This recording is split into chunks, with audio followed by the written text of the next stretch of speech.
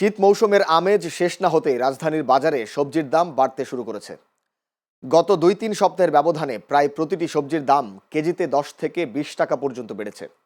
শীতের ভরা মৌসুমে সবজির দাম কিছুটা নাগালে থাকলেও মৌসুম শেষের দিকে আসায় দর এখন ঊর্ধ্বমুখী। আজ ছুটির দিনে রাজধানীর বিভিন্ন কাঁচা বাজার ঘুরে এমন চিত্র দেখা গেছে। সবজির বাড়তি দাম নিয়ে অসন্তোষ প্রকাশ করেছেন ক্রেতারা। এদিকে সবজির দাম বৃদ্ধির কারণ হিসেবে বিক্রেতারা বলছেন শীতের সময় শেষ হয়ে আসায় বাজারে সবজির সরবরাহ কমেছে। এদিকে আবারও অস্থির রাজধানীর নিত্যপণ্যের বাজার। সপ্তাহ ব্যবধানে বেড়েছে মুরগির দাম, একই সঙ্গে ঊর্ধ্বমুখী চালের বাজারও। কেজিতে ৩ থেকে ৪ টাকা বেড়ে এক সপ্তাহ আগে বিক্রি হওয়া ৭৬ টাকার মিনিকেট ৮০ টাকা আর ৮০ টাকার নাজির শাইল বিক্রি হচ্ছে ৮৪ টাকায়।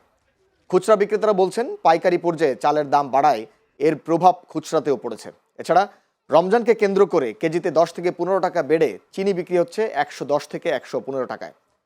ছোলা ডালের দর কমলেও আমদানি করা বেশিরভাগ পণ্যের দাম ঊর্ধ্বমুখী হওয়ায় আশঙ্কা করছেন বাজার সংশ্লিষ্টরা। প্রত্যেকের সবজিতে দাম বেশি, মাংসের দাম বেশি, মুরগির দাম বেশি, চাল ডালের দাম বেশি, আমরা চলবো কীভাবে? আর বাজারের যে পরিস্থিতি, মানে কেউ তো কোনো ব্যবস্থা নেয় না, বাজার মনিটরিং করে না। মাছ মনে করেন আমদানি কম, এই জন্য মাছের দাম একটু বাড়তি। আবার যখন আমদানি বেশি হবে তখন মাছের দাম আবার একটু কমে যাবে। ইলিশ মাছ বর্তমানে আমরা ৫৫০ টাকা ৬০০ টাকা কেজি